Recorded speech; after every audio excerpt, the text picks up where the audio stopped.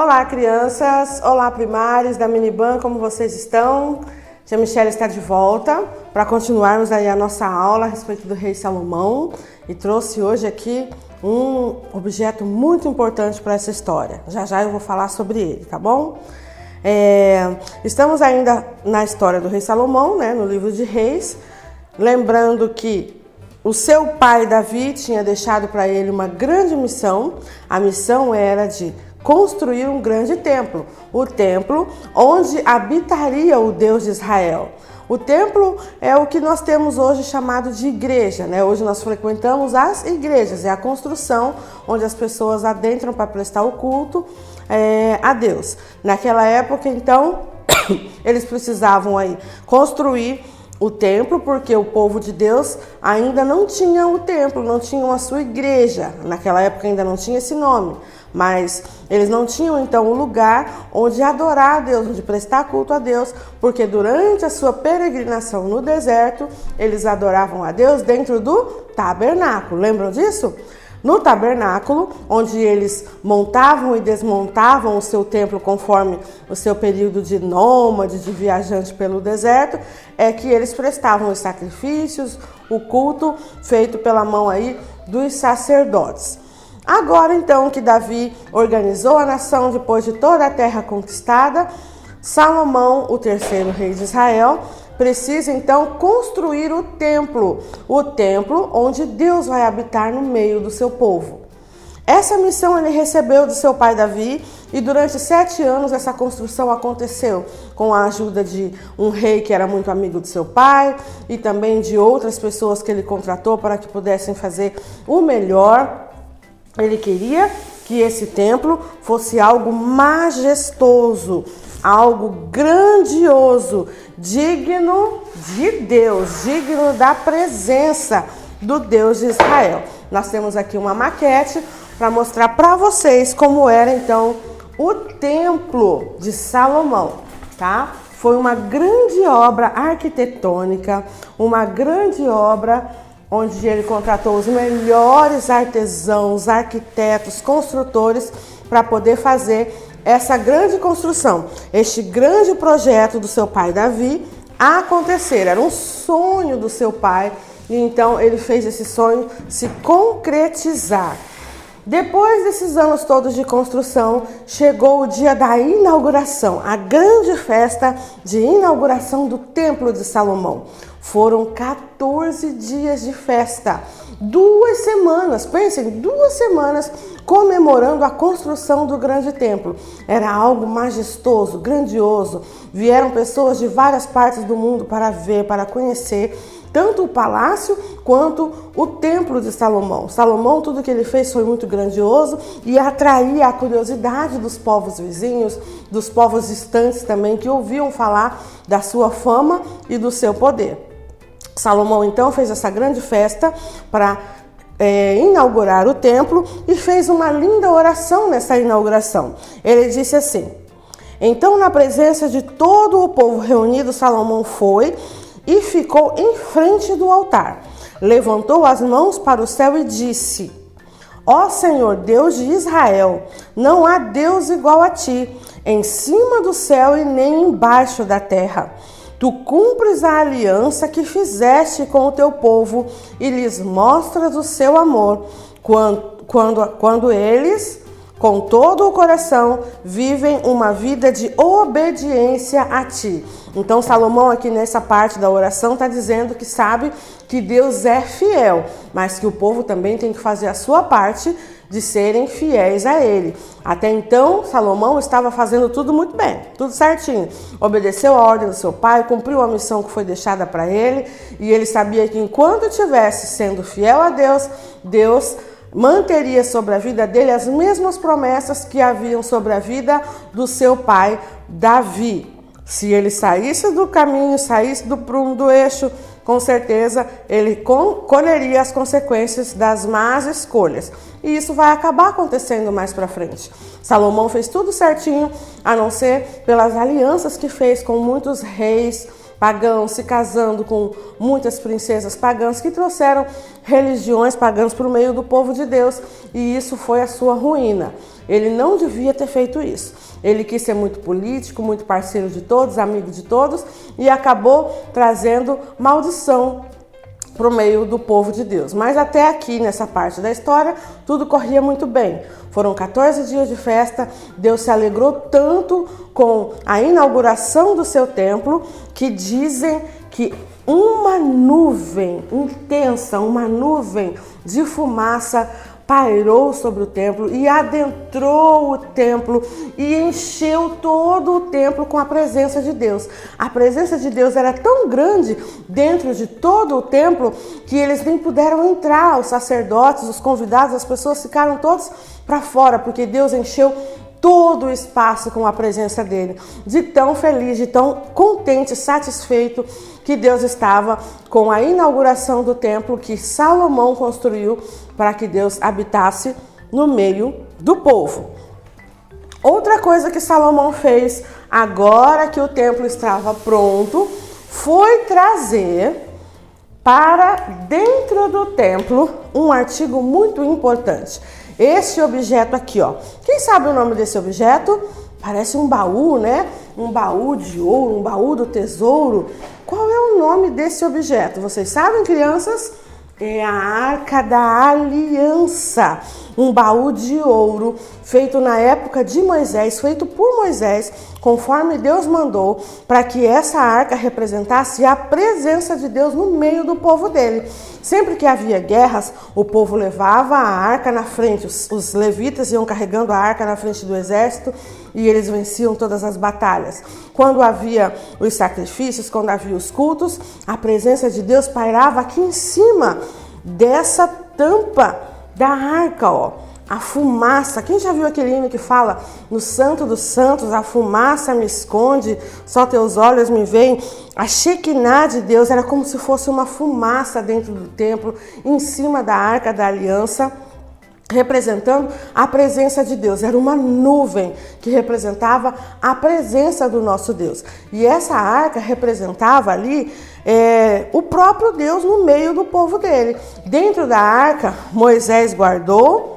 Vocês sabem o quê? O que Moisés guardou ali dentro? Ele guardou a vara de Arão, né, que foi uma vara seca, era um galho seco que floresceu. Quando Deus fez aí um desafio para eles de que o único que tivesse uma vara seca florescendo seria o verdadeiro escolhido por Deus para ser o primeiro sacerdote. E os rebeldezinhos ali duvidavam que seria Arão. Só porque ele era irmão de Moisés, eles achavam que Moisés queria colocar o próprio irmão, mas foi Deus quem escolheu. E todas as varas secas continuaram secas, só a vara de Arão deu flor, apesar de ser seca e morta. Então essa vara foi guardada dentro da Arca da Aliança. Também foi guardado aqui dentro um pote de maná. Vocês se lembram o que era o maná? Vocês se lembram? Maná era o cereal, o grãozinho que caiu do céu durante o período em que eles moraram no deserto. Era o pão que caía do céu, o alimento enviado pelo próprio Deus para alimentar o povo enquanto eles moravam no deserto. E também, dentro da arca, foi guardado, olha aqui, as tábuas da lei. As 2 tábuas dos 10 mandamentos, escritas pela própria mão de Deus. Deus escreveu com seu dedo, nesses pedaços de pedra, os 10 mandamentos da lei, entregando a Moisés, lá no Monte Sinai. E ele desceu com esses mandamentos para que o povo obedecesse. Lembram quais eram os mandamentos? Não mentir, não matar, não roubar, não invejar, obedecer pai e mãe, não usar o nome de Deus em vão. São aí alguns dos 10 mandamentos. E essas tábuas também foram guardadas aqui dentro da Arca da Aliança. E essa arca agora tinha um lugar apropriado para também ficar dentro do templo. Se ela representava a presença de Deus e o templo era para que Deus morasse, então nada mais justo que a Arca da Aliança ficasse dentro do templo que acabava de ficar pronto, tinha acabado de ficar pronto. E essa Arca da Aliança só saía dali quando precisavam ir para alguma batalha. Eles pegavam a arca, carregavam ela nos ombros e iam à frente do exército, garantindo a vitória do povo de Deus. A arca da aliança representava que Deus estava com eles. Certa vez até tentaram roubar a arca, o povo inimigo ficou muito doente de ter tocado na arca, porque somente os levitas, os sacerdotes, é que podiam tocar nela. Era um objeto santo, sagrado, e ninguém podia tocar, certo? Então esse foi um objeto feito na época de Moisés e que subsistiu aí por muito tempo no meio do seu povo, até que ela desaparece mais pra frente na história, e quando isso acontecer eu vou explicar para vocês mais lá pra frente, ok? Então essa daqui é a Arca da Aliança, como se fosse um baú do tesouro. Era uma caixa feita de madeira, toda banhada a ouro, com anjinhos, querubins aqui em cima, olha, esses querubins de frente um para o outro, com as asinhas apontadas um para o outro, representando aí a adoração ao Deus que se manifestava em forma de fumaça aqui em cima, dentro do templo e no meio do povo de Israel, ok? Então essa é a nossa lição de hoje, que nós não podemos esquecer, né, a obediência a Deus, como foi Salomão obediente durante todo esse tempo da construção e da organização do reino, conforme seu pai pediu. Mais para frente, infelizmente, Salomão vai errar, vai pecar, como todos acabam pecando mesmo, e ele vai fazer algo de errado e vai precisar se consertar com Deus. Porém, até aqui, até essa parte da história, Salomão fez tudo certo, como seu pai pediu, como Deus desejou, e a gente precisa tentar fazer o mesmo, fazer tudo de acordo com os nossos pais pedem, tudo de acordo com o que Deus nos pede, porque é dessa forma que a gente vai conseguir ter vitória. Enquanto Salomão foi obediente ao seu pai e a Deus, ele foi o rei próspero, o mais sábio, o mais rico e mais temido de todo o mundo. Mas depois, quando ele começa a pisar na bola, fazer coisa errada, ele acaba perdendo essa proteção, essa intimidade que ele tinha com Deus, essa parceria que ele tinha com Deus. Ele se afasta de Deus e Deus então acaba deixando com que ele colha a consequência das escolhas erradas que ele fez, de deixar as ideias pagãs e as crenças de outros povos entrarem no meio do povo de Deus, porque Deus sempre quis exclusividade. O Deus único, ele é o único que de fato existe. Os outros são apenas ídolos feitos pela mão do homem. Deus, o Deus verdadeiro, criador de todas as coisas, quer exclusividade porque ele sabe que ele é o único. E quem acaba se esquecendo que Deus é o único, criador de todas as coisas, acaba pendendo para outros lados, para outras crenças, outras coisas que entristecem o coração de Deus. O coração de Deus, ele está sempre cheio de alegria com aqueles que buscam a presença dele. Essa presença de Deus na nossa vida hoje habita no nosso coração, não mais somente no templo, não mais somente na igreja. Nós podemos falar com Deus de qualquer lugar. A gente pode orar de casa, pode orar da igreja, pode orar dentro do carro, no ônibus, no metrô, pode orar na escola, no trabalho, no banho. Onde você estiver, você pode falar com Deus. E ele sempre vai estar pronto para ouvir a sua oração, certo, crianças? E é isso que eu desejo para vocês, que vocês estejam sempre vigilantes, estejam sempre atentos para não escorregar como Salomão escorregou no fim da vida, para fazer o que é certo, para sempre fazer a vontade de Deus, porque é isso que ele deseja para nós. Enquanto fizermos o que é certo, Deus estará do nosso lado. Quando as coisas acabam dando errado, porque a gente escolheu o lado errado, a gente acaba colhendo a consequência. Não é que Deus castiga, é que cada escolha nossa tem uma consequência. Se a gente escolhe o que é bom, a consequência é boa. Se escolhe o que é ruim, a consequência também é ruim. Vamos orar para que vocês continuem fazendo sempre o que é certo? Querido Deus, nós te agradecemos por mais esse momento com os nossos pequenos, os alunos dos primários aqui da Miniban.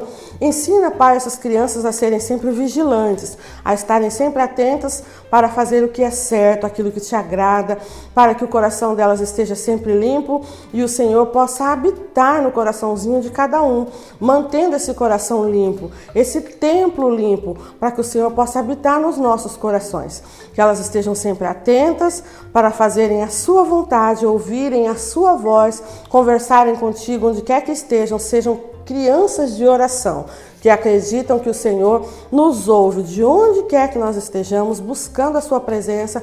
O Senhor sempre vai nos ouvir, porque o Senhor está sempre pertinho de nós, dentro do nosso coração, que hoje é o templo onde o Senhor habita. Hoje é a sua morada, o coração de cada um de nós. Abençoa as nossas crianças, fica com cada uma delas para que sejam obedientes e atentas à sua vontade. Em nome de Jesus, amém. Beijo, crianças, e até o próximo vídeo.